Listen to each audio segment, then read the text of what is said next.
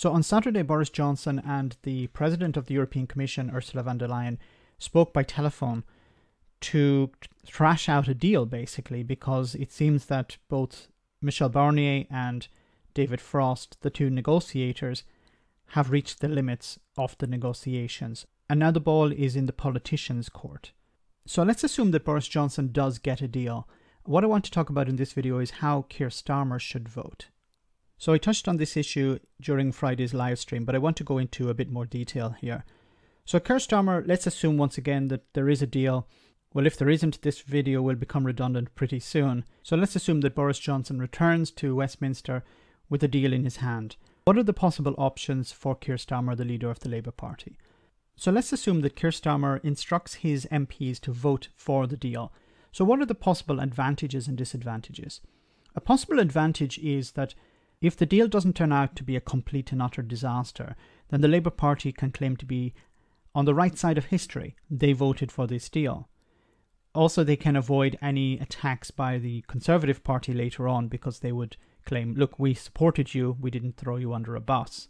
But of course, voting for this deal along with the government carries a huge risk of being blamed by the public for going along with the government and not holding the government to account. So let's instead say that Keir Starmer and the Labour Party vote against the deal. So what is a possible advantage and disadvantage of doing that?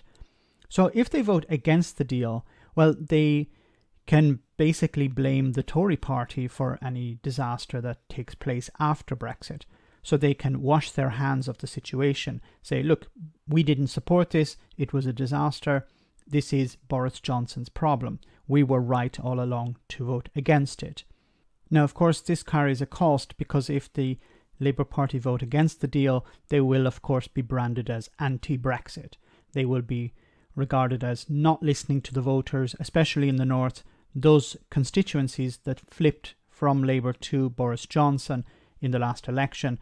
Boris Johnson will claim that the Labour Party have abandoned working class voters who voted for Brexit. Personally, I don't think this is a huge issue for the Labour Party, but some people in the Labour Party seem to think it is. Of course, the third option now is to abstain. So Keir Starmer could instruct his MPs, you're not going to vote yes, you're not going to vote no, you're going to abstain from this vote. Now, there are advantages and disadvantages of doing this, of course. So abstaining may get the Labour Party off the hook when it comes to blame for any fallout from Brexit. We can imagine there's going to be a disaster in January. The Labour Party can say, look, we didn't support this, we thought it was a disaster, we left it to Boris Johnson to sort out. We don't want any part of it. And this could work with the public. The public would see a disaster, the Labour Party say, we were not supportive of this. This is Boris Johnson's fault. However, abstaining allows you to be put in a position where you are branded as weak, not just by the Tory party, but perhaps also by the general public. They will ask, if you supported this, why didn't you vote for it? If you disagreed with it, why didn't you vote against it? And it may come across as weakness. And I think this is not what Keir Starmer wants right at this moment. So it seems that Keir Starmer has only three options: to vote with the government, to vote against the government, or to abstain. Well, there's actually another option, a free vote. So what the Labour Party could do is they could say, we are against this deal, we don't support it, but what we will allow is a free vote by our MPs on this deal. Basically saying, yes, we disagree with it, we don't like it, it doesn't go far enough, but we're not going to vote for it, we're not going to vote against it, we're not going to instruct our MPs how to vote. We will allow our MPs to vote as they wish. Now, what are the advantages and disadvantages of a free vote? In the eyes of the public, it seems more democratic. It allows MPs to vote with their conscience. It also allows MPs in so-called Remain constituencies to vote Remain, in a sense, vote against the deal.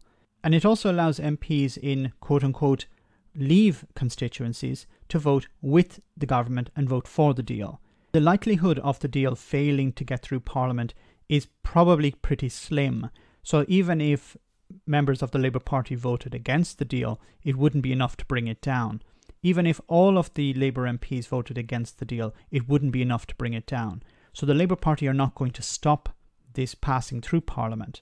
Tories and Boris Johnson will, of course, attempt to criticise this stance by claiming that Keir Starmer is not in control of his party, he's not able to whip them. And in a sense, I don't think this will work with the public, as they would probably prefer their MPs voting in the same way their constituencies voted in the Brexit referendum.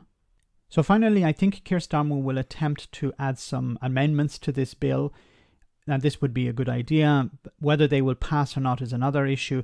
But at the end of the day, I think the best approach would be for the Labour Party to criticise the deal, but allow MPs a free vote on it.